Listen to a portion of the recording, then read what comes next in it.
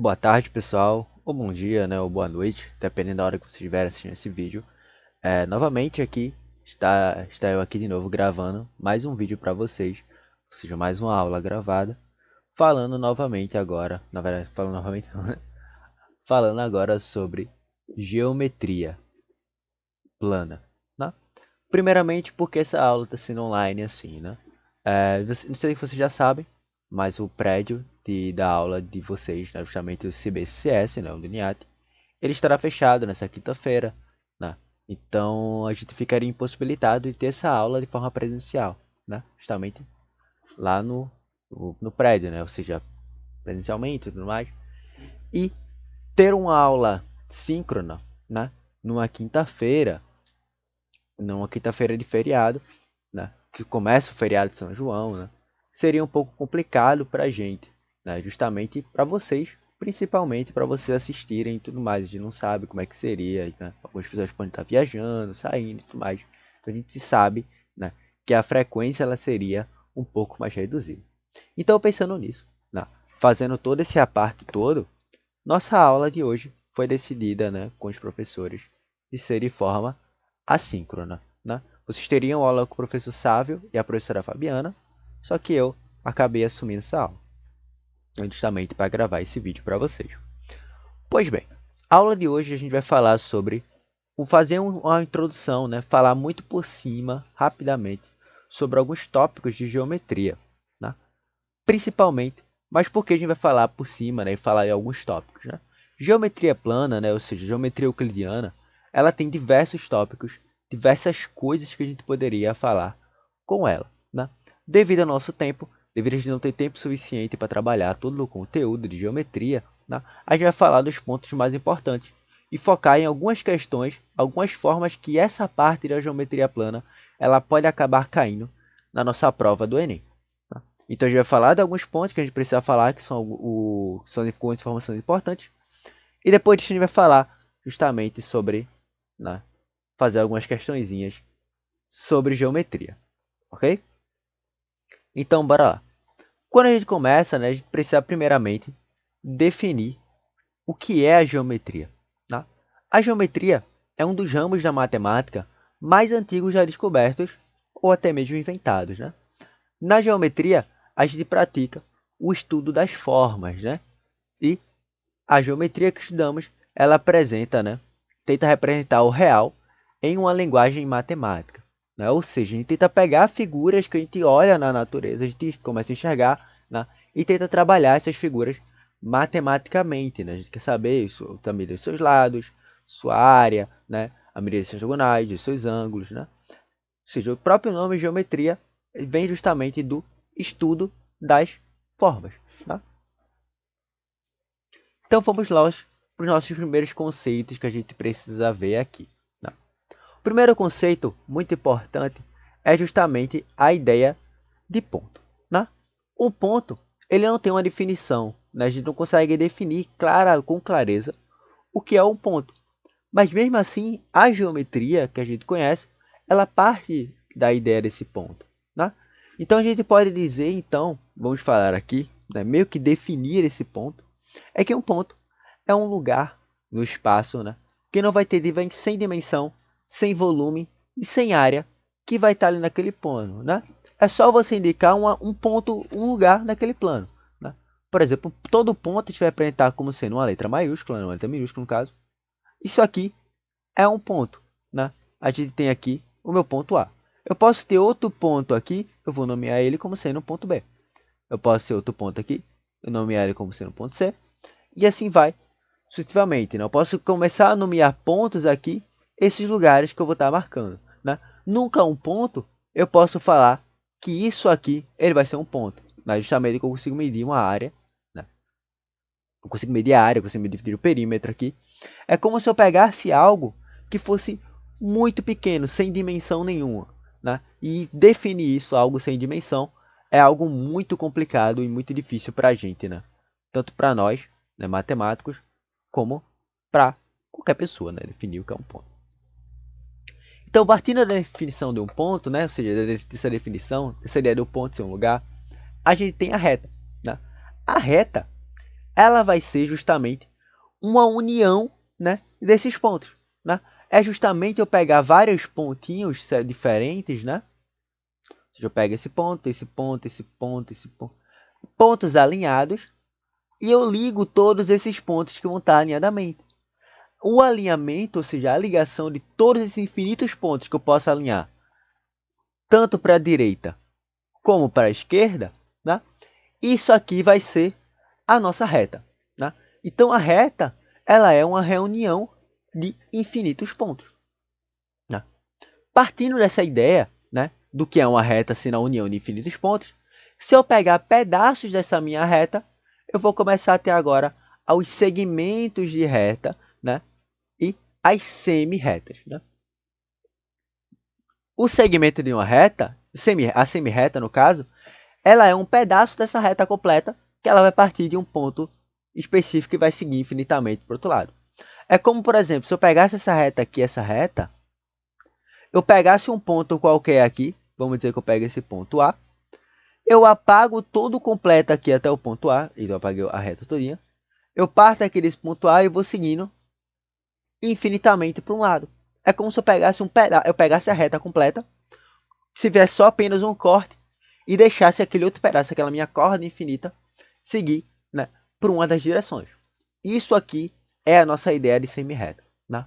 Já o segmento de reta é justamente quando a gente pega um pedaço dessa reta, né? Ou seja, uma parte da reta finita, né?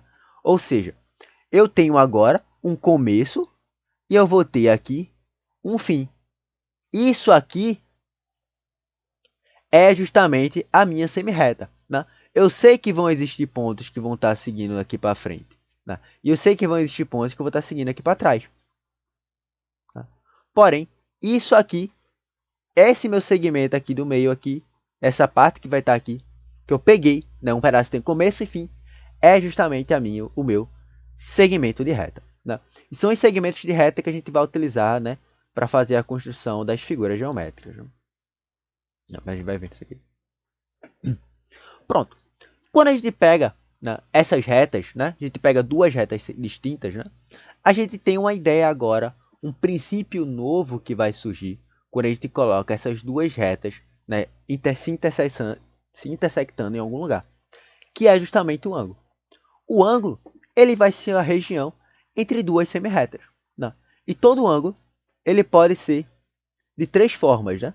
E são importantes para a construção, né, das nossas figuras. Ou seja, um ângulo, quando a gente vai tomar, ou seja, eu estou pegando justamente a partir de uma semirreta porque eu estou começando a partir de um certo ponto, tá? Vamos supor que eu estou partindo daqui do ponto A. Eu vou chamar para o meu quadro aqui, pera. Pronto. Vamos supor que eu estou partindo aqui do meu ponto A, tá? E eu vou ter as duas semirretas aqui que partem do ponto A, né? Eu tenho uma semirreta que está subindo para cá e eu tenho outra semirreta que está passando por aqui.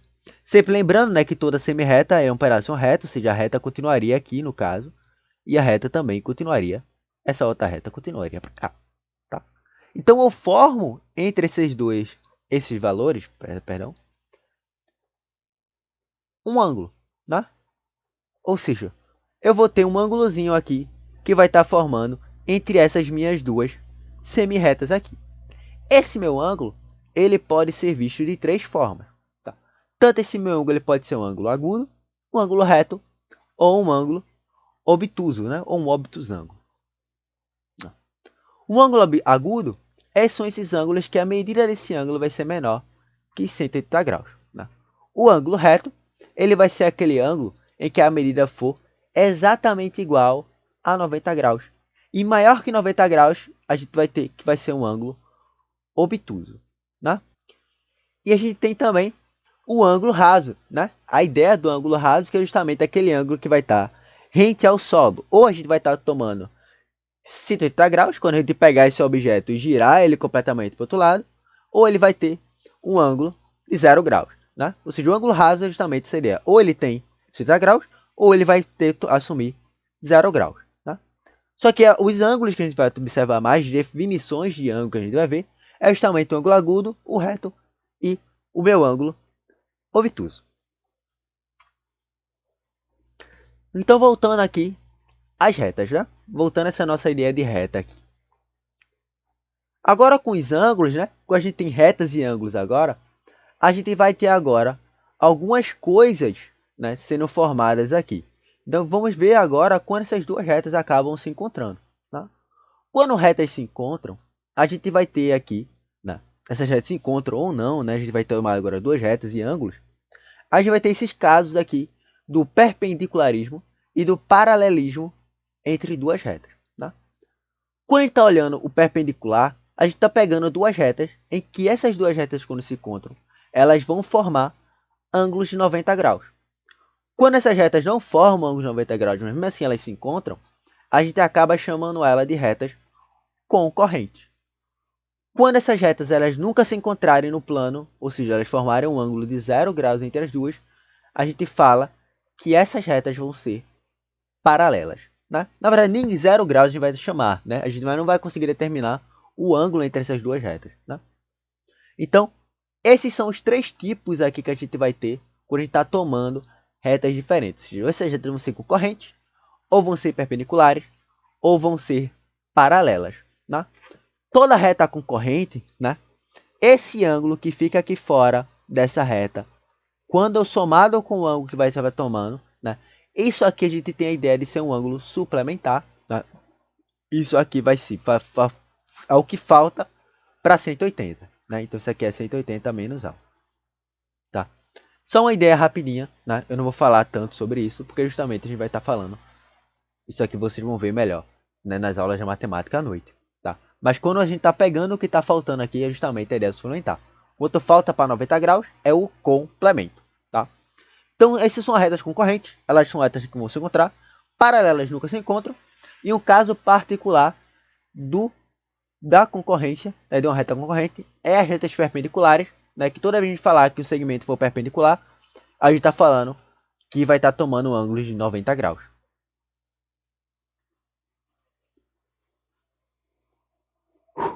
Ok. A gente pegou agora as retas que estão se encontrando. A gente sabe quando é que elas se encontram ou não. Agora, quando a gente mistura isso, as retas, os segmentos de retas, os ângulos, né? As ideias do que são essas retas serem concorrentes ou não, a gente gera aqui agora a nossa definição de polígono. Né? Um polígono, né? A ideia do polígono, que eles são figuras que vão ser fechadas. Que a gente vai construir eles a partir de segmentos de reta. Porque a gente vai ter um começo e vai ter um fim para determinar esse segmento ser esse lado no meu polígono. Né? Dizemos que um polígono é simples quando qualquer dois lados, né, não consecutivos, não se interceptam. Né? Quando esse polígono não é simples, a gente chama que ele vai ser polígono complexo. Ou seja, quando esse segmento que a gente está tomando aqui, né, esse segmento que parte do A1, o A5, até o A5 aqui, ele não toca em nenhum outro dos segmentos que estão formando esse polígono, a gente vai ter que esse meu polígono vai ser um polígono simples. Se porventura a gente está pegando aqui um segmento, por exemplo, C4, segmento C4, e ele é concorrente ao segmento aqui, ó, C3, C2, C3, a gente vai ter, então, que esse agora, né, é um polígono complexo. Né? A única diferença dos dois é, um se encontram, o outro, os simples eles não se encontram, o complexo, esses segmentos acabam se encontrando. Né? Ou, ainda nessa ideia ainda, se a gente perceber aqui, as retas que passam por esses segmentos, elas podem se encontrar ainda, tá? Só que o que a gente está estudando aqui é justamente a ideia do segmento. Né? Ou seja, o encontro dessas retas aqui, né, no polígono simples, ele está fora do meu segmento. Diferente daqui nos polígonos complexos, onde esse encontro faz justamente parte a esse segmento. E ainda falando sobre os polígonos, né, a gente começa a perceber um pouco das formas dele. Né? Perceba esse primeiro polígono aqui na frente. Eu vou pegar dois pontos que fazem parte, ou seja, que estão dentro desse polígono. Né? Ou seja, eu vou pegar um ponto A aqui e um ponto B. E eu vou ligar um segmento aqui que parte de A até B. Percebam que, quando eu fiz esse caminho de ligação de A até B, esse segmento aqui que eu fiz a ligação, ele está aqui totalmente dentro desse minha figura. Né? Porém, vamos ver aqui desse lado, aqui nesse caso. Eu vou pegar o ponto aqui, A, e vou pegar um ponto B aqui, que pertencem a esse meu outro polígono. E eu vou ligar esses dois segmentos aqui, de A até B. Perceba aqui, Agora, a ligação de A com B, né, fica uma parte que está fora do meu polígono, né? Então a gente consegue definir esses polígonos aqui também. Quando o segmento ele fica dentro do polígono, a gente tem que esse meu polígono ele é um polígono convexo. Quando o meu segmento ele não faz parte do meu polígono totalmente, ou seja, esse segmento aqui que eu ligo de um ponto A a um ponto B que pertencem a esse polígono, eu ligo esses dois e fica uma parte que fica fora, né? Perceba que tem uma parte que está fora do meu polígono aqui. A gente chama esse meu polígono agora aqui de não convexo. Ah, Gabriel, por que a gente precisa saber isso? Bom, algumas figuras geométricas, né, algumas ideias que a gente vai ver aqui agora, elas dependem da convexidade dessa minha figura. Né? Ou seja, para tirar alguma área, alguma coisa, a gente precisa dessa definição de um polígono ser convexo ou não. Ok? A gente vai ver isso aqui agora, tá? Deixa eu apagar isso aqui. E bora lá para o nosso quadro. Então, bora lá, pessoal. Continuar aqui. Agora vamos ver aqui a parte da área desses polígonos. Né? A gente viu que era um polígono convexo. A gente viu que era um polígono não convexo. Agora a gente vai ver justamente a nossa ideia de área. Quando a gente estuda a área, né? Estudar a área das figuras planas é a parte mais importante, né, do que a gente está vendo até agora. Né? Então, a área, né, quando a gente entende como área, é justamente aquela região que aquele polígono vai estar ocupando.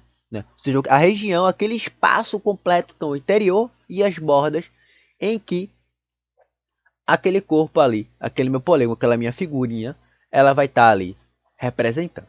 Né? Então a gente vai ver algumas áreas de alguns polígonos, tanto convexos como não convexos. Então bora lá. A gente sabe justamente aqui, são algumas fórmulas rápidas que a gente tem da ideia da área, ou seja, a área do triângulo, que é base vezes altura dividido por 2, a área do retângulo, que é base vezes altura, né? A área do quadrado, que é o lado ao quadrado, a área do losango, que é a diagonal maior vezes a diagonal menor dividido por 2, a área do trapézio, que é a base maior mais a base menor vezes a altura dividido por 2, e a área do círculo, que é πr ao quadrado. A gente tem diversas outras áreas que a gente poderia estar estudando aqui, mas essas são as figuras mais importantes que a gente tem para fazer o cálculo de área. Né? Figuras não convexas, né? A gente pode separar ela em figuras convexas. Né? A gente pode separar, pegar pedaços nessa figura, né? E acabar fazendo aquela nossa ideia, né? Fazer, a gente separa, a gente calcula justamente, né, aquela nossa área. Né? A gente calcula a área do pedacinho de cima, o pedacinho de baixo, né? E consegue calcular a área total. Né? Ou seja, a gente consegue separar em figuras que sejam triângulos, quadrados, losangos, retângulos, trapézios ou círculos. A gente consegue fazer isso com qualquer figura. E para toda figura maior que 4 lados, né, a área dessa figura vai ser o π, o π não, no caso, o perímetro dessa figura vezes o apótema dela dividido por 2. E um caso particular é justamente a ideia do... Assim, né? O apótema é justamente um pedaço da altura completa que essa figura vai ter, tá? Ou seja, se a altura é isso aqui tudo, o apótema é um pedaço dessa minha altura. E também é o raio do círculo escrito, né? Então, um caso particular também, né, para fazer a área do triângulo, é justamente o triângulo equilátero, em que a área desse meu triângulo vai ser dado como L ao quadrado vezes a raiz de 3, raiz quadrada de 3, dividido por 4. Tá bom? Então, essas são algumas fórmulas de área. Eu sei que eu estou falando área de uma forma muito rápida, tá? Mas são algumas fórmulas rápidas, né? São as fórmulas mais conhecidas, justamente que a gente está fazendo o cálculo da área de figuras planas, tá? Toda vez que a gente estiver vendo área, é justamente o espaço que aquela figura vai estar ocupando, tá? Então, muitas questões vai estar resumindo para esse fato aqui. Algumas questões do Enem, né, a gente vai ver uma questãozinha agora, elas trabalham área de uma forma um pouco mais complicada. Então, a gente vai depender de muitas fórmulas para fazer esses cálculos e muitas informações que a gente vai precisar saber, tá? Então, algumas informações a gente poderia saber se tornaria algo muito mais rápido. Outras informações a gente precisa saber também de fazer essa conta. Então, bora lá, pessoal. Presta nossa questãozinha aqui. A questão é a seguinte. Um brinquedo chamado pula-pula, quando visto de cima, consiste em uma cama elástica com contorno em formato de um hexágono regular. Se a área do círculo escrito no hexágono é de 3π metros quadrados, então a área do hexágono em metros quadrados é. Primeiramente, a gente vai utilizar algumas informações que a gente viu aqui, eu falei bem rapidinho, que é justamente a área do hexágono regular. A área do hexágono regular, né, a área do hexágono regular, é justamente por ser uma figura com mais 4 lados, né, é o perímetro dela vezes o apótema do círculo escrito, dividido por 2, né? Justamente a nossa fórmula aqui. PA sobre 2, né? O A sendo o apótema. A gente falou aqui, eu falei bem rápido, que esse apótema é justamente o raio do círculo escrito, né? Ou seja, o meu apótema aqui vai ser R. Então, a área aqui dessa minha figura vai ser o perímetro vezes A dividido por 2. Aí vocês perguntam, Gabriel, mas se eu não tivesse aqui esse círculo escrito, como é que seria a área dessa minha figura? Pois bem, a gente só conseguiria calcular a área dessa minha figura se eu tomasse os triângulos aqui, né? Pegasse os pedaços do triângulo, ou seja, as fatias, e multiplicasse 6 vezes a área desse meu triângulo, né? Outra informação também sobre esse triângulo que a gente vai estar tomando aqui é que esse triângulo, ele é um triângulo equilátero, né? Ou seja, a medida que parte de A até o centro também é L, justamente porque esse meu hexágono é um hexágono regular, né? E ele, então, se ele é regular, ele é formado por figuras regulares, né? Então, ele é formado por como é que se diz? O triângulos equiláteros, né? Triângulos regulares, né? Então, são triângulos equiláteros, né? Que tem todos os lados iguais, né? Então, pois bem, né? Eu sei que essa medida agora aqui vai ser L, né? Vamos guardar essa informação aqui.